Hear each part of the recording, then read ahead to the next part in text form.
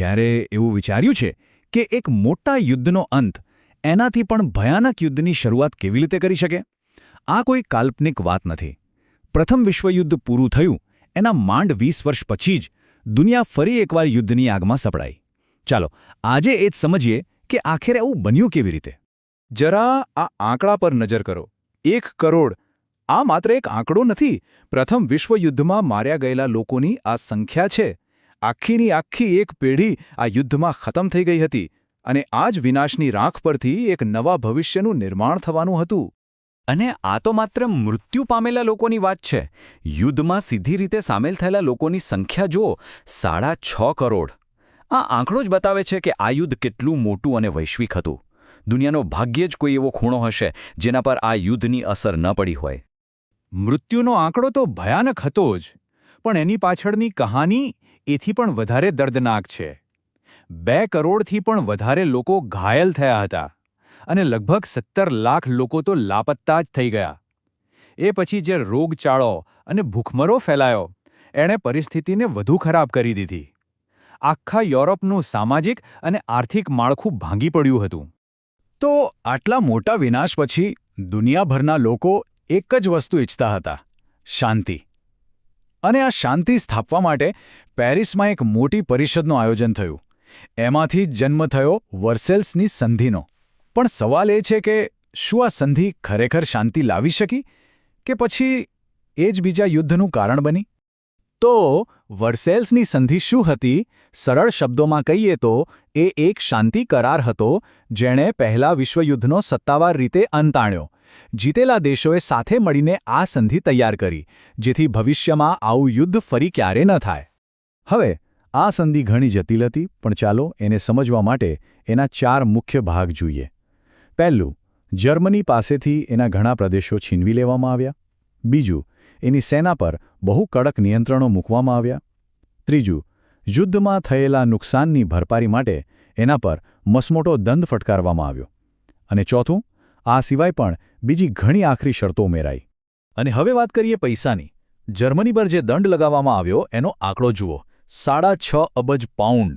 એ સમયમાં આ રકમ એટલી બધી મોટી હતી કે જર્મનીનું અર્થતંત્ર દાયકાઓ સુધી એના બોજ નીચે જ દબાયેલું રહેવાનું હતું.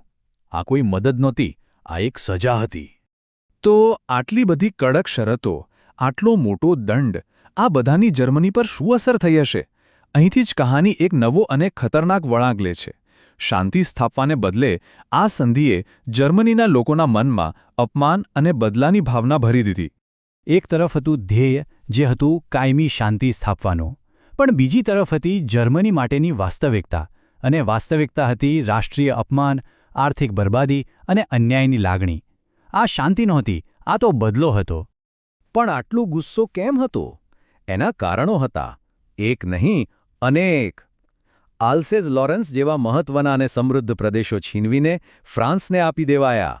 અને સૌથી વધુ અપમાનજનક હતી યુદ્ધ અપરાધ કલમ, જેણે આખા યુદ્ધ માટે એકલા જ જર્મનીને જ જવાબદાર ઠેરવી દીધું. આ શરતોએ જ બદલાના બીજ રોપ્યા.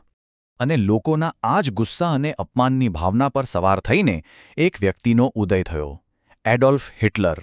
એણે જર્મન લોકોને વચન આપ્યું કે આ સંધિ બીજું કંઈ નહીં પણ કાગળનો ટુકડો છે અને એ તેને ફાડીને ફેંકી દેશે. આ વિચાર આખા જર્મનીના બળવાખોર વલણનું પ્રતીક બની ગયો. તો આ સંધિએ જે ગુસ્સો પેદા કર્યો, એ જ ગુસ્સાએ એડોલ્ફ હિટલરના ઉદય માટેનો રસ્તો બનાવ્યો. અને એની આક્રમક નીતિઓએ દુનિયાને ફરી એકવાર યુદ્ધના આરે લાવીને ઊભી રાખી દીધી. હિટલરની રાજનીતિનો પાયો જ એક વચન પર હતો: વર્સેલ્સની સંધિનું અપમાન, એનો બદલો લેવાનો. એણે જર્મન લોકોને કહ્યું કે હું આ અપમાનજનક સંધિમાંથી દેશને મુક્ત કરાવીશ અને જર્મનીનું ખોયાયેલું ગૌરવ પાછું અપાવીશ. અને હિટલરે એક કરી પણ બતાવ્યો. એક પછી એક એણે પોતાના વચનો પૂરા કરવાનું શરૂ કર્યું. જરા એની ઝડપ તો જુઓ. માર્ચ 1938માં ઓસ્ટ્રિયા, એના થોડા મહિના પછી ઓક્ટોબરમાં ચેકોસ્લોવાકિયા, અને પછી માર્ચ 1939માં લિથુએનિયાના મેમેલ પર કબજો. એટલે કે એની દરેક ચાલ, દરેક હુમલો એ કોઈ અચાનક લેવાયેલો નિર્ણય નહોતો. એ સીધું વર્સેલ્સની સંધિ પર પ્રહાર હતો. હિટલર બહુ યોજનાપૂર્વક એ શાંતિ વ્યવસ્થાને તોડી રહ્યો હતો, જેણે જર્મનીનું અપમાન કર્યું હતું, અને તેની આ જ હરકતો દુનિયાને એક નવા, એનાથી પણ વધુ ભયાનક યુદ્ધ તરફ ધકેલી રહી હતી.